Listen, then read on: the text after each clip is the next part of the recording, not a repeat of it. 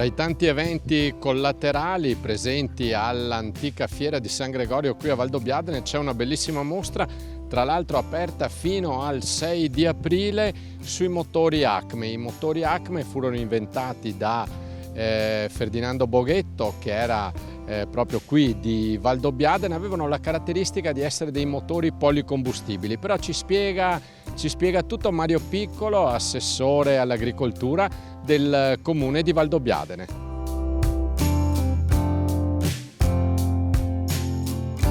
Mario Piccolo, una mostra importante questa sulla motorizzazione agricola, originale perché?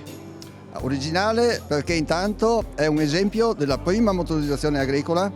Ricordiamo che qui a Valdobbiadene, per iniziativa del professor Boghetto, Fortunato, che è precursore della motoristica, ricordiamo che lui nel 1936 aveva depositato un brevetto mondiale, poi acquistato dalla Fiat, di un motore polivalente, cioè funzionava a qualsiasi tipo di carburante. Abbiamo la fortuna quest'oggi di avere qui in Villa di Cedri un esemplare di questo trattore, molto ben tenuto e ristrutturato, e questo ha dato il là a una mostra di tutti i motori Acme, gran parte dei motori Acme, storici e meno, che negli anni si sono susseguiti a Valdobbiadene.